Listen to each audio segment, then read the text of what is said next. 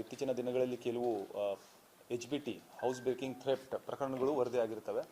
ಅದರಲ್ಲಿ ಬಹಳಷ್ಟು ನಾವು ಅದನ್ನು ಬಹಳ ಗಂಭೀರವಾಗಿ ಪರಿಗಣಿಸಿ ಒಂದು ವಿಶೇಷ ತಂಡವನ್ನು ಸಹ ರಚನೆ ಮಾಡಲಾಗಿದೆ. ಅಡಿಷನಲ್ SP ರಾಮನಗೌಡ ಹಟ್ಟಿ ಅವರ ಮುಂದಾಳತ್ವದಲ್ಲಿ ಒಂದು ತಂಡ ರಚನೆಯಾಗಿದೆ. Circle inspector Gol Gumbaz DSP Vijayapura city ಇವರು ಅದನ್ನು ನೇತೃತ್ವ ವಹಿಸಿರ್ತಾರೆ.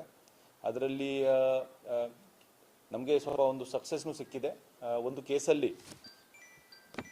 ಕ್ರೈಮ್ ನಂಬರ್ 80/24 ಇದರಲ್ಲಿ ಒಂದು ಜಲನಗರದಲ್ಲಿ ಒಂದು ದಾಖಲಾಗಿರುತ್ತದೆ.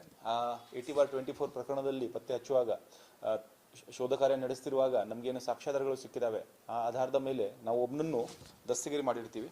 ಅದರಲ್ಲಿ ಮಹಾರಾಷ್ಟ್ರದಲ್ಲಿ ಹೋಗಿ ಪುಣೆ, ಬೆಳಗಾವ್, ಸಾಂಗ್ಲಿ ಆ ಕಡೆ ಸಹ ತಿರುಗಾಡಿ ನಮ್ಮ ತಂಡ ಬಂದಿರುತ್ತದೆ. ಫೈನಲಿ ಇವನಿಗೆ ಅರೆಸ್ಟ್ ಮಾಡೋದ್ರಲ್ಲಿ ನಾವು ಯಶಸ್ವಿಯಾಗಿರ್ತೀವಿ. ಅವನು ಅಶ್ಫಾಕ್ ತಂದೆ ಸೈಫನ್ ಸಾಬ್ ಶೇಖ್, ಸಾಕಿನ ಕರೀಂನಗರ್, ತಾಲೂಕಾ ಇಂಡಿ, ಇವನಿಗೆ ನಾವು ದಸ್ತಗಿರಿ ಮಾಡಿದ್ದೀವಿ. ಮತ್ತು ಇವನಿಂದ ಇನ್ನೂ ನಾನು 2 ಕೇಸಸ್ ನಾವು ಪ್ರಕರಣವನ್ನು ನಾವು ಭಾಗಿಯಾಗಿದ್ದೀನಿ ಅಂತ ಅವನು ಒಪ್ಕೊಂಡಿರ್ತಾನೆ. ಆ 2 ಕೇಸಸ್, ಒಂದು ಜಲನಗರ್, ಒಂದು APMC, ಒಂದು ಆದರ್ಶ್ ನಗರ್, ಒಟ್ಟು 3 ಕೇಸಸ್ ಆಗಿರ್ತವೆ. ಈ 3 ಕೇಸಸ್ಸನ್ನು ಸೇರಿ ಒಟ್ಟು 366 ಗ್ರಾಮ್ ಅಷ್ಟು ಬಂಗಾರದ ಆಭರಣಗಳನ್ನು ನಾವು ವಶಕ್ಕೆ ಪಡೆದಿದ್ದೀವಿ. ಅದರ ಜೊತೆಗೆ ಸುಮಾರು 300 ಗ್ರಾಮ್ ಬೆಳ್ಳಿ ಆಭರಣಗಳು ಸಹ ವಶಕ್ಕೆ ಪಡೆದಿದ್ದೀವಿ. ಒಟ್ಟು ಸೇರಿ ಮುದ್ದೆಮಾಲವನ್ನು ಒಟ್ಟು ಸೇರಿ 26,82,000 ಅಷ್ಟು ಕಿಮ್ಮತ್ತಿನ ಮುದ್ದೆಮಾಲವನ್ನು ವಶಕ್ಕೆ ಪಡೆಯುವುದರಲ್ಲಿ ನಮ್ಮ ತಂಡ ಯಶಸ್ವಿಯಾಗಿರುತ್ತದೆ.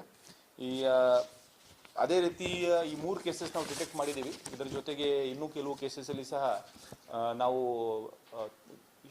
ಶೋಧ ಕಾರ್ಯ ಅಥವಾ ಪತ್ತೆ ಕಾರ್ಯ ನಡೆಸ್ತಾ ಇದ್ದೀವಿ.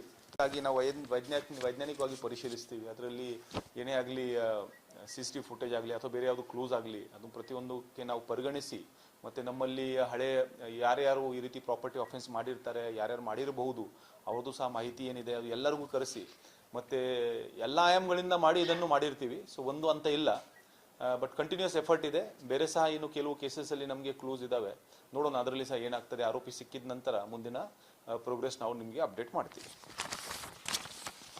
ಹೊರತಿಯಲ್ಲಿ ಸಹ ಮೊನ್ನೆ 3-4 ಮನೆಗಳಲ್ಲಿ ಆಗಿತ್ತು. ಅದರಲ್ಲಿ ಮನೆಯವರು ತಮ್ಮ ಮನೆಯನ್ನು ಕೀಲಿ ಹಾಕಿ ಬೇರೆ ಕಡೆ ಹೋಗಿರ್ತಾರೆ, ಅಥವಾ ಸಂಬಂಧಿಕರ ಮನೆಗೆ ಹೋಗಿದ್ದಾರೆ, ಅಥವಾ ಕೆಲವು ಕೇಸಲ್ಲಿ ಮೇಲೆ ಮಲಗಿರ್ತಾರೆ, ಕೆಳಗಡೆ ಎಲ್ಲ ಲಾಕ್ ಮಾಡಿ ಇಟ್ಟಿರ್ತಾರೆ.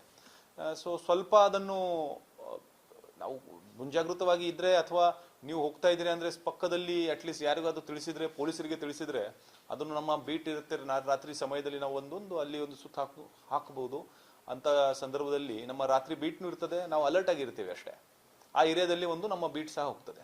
ವಿಶೇಷವಾಗಿ ಸಿಟಿ ಏರಿಯಾದಲ್ಲಿ ಅಂತ ಸಂದರ್ಭದಲ್ಲಿ ನಮ್ಮದು ರೆಗ್ಯುಲರ್ ನೈಟ್ ಬೀಟ್ ಇರ್ತವೆ. ಆವಾಗ ಇದನ್ನು ಬಹಳ ಪರಿಣಾಮಕಾರಿಯಾಗಿ ನಾವು ಜಾರಿಗೆ ತರಬಹುದು.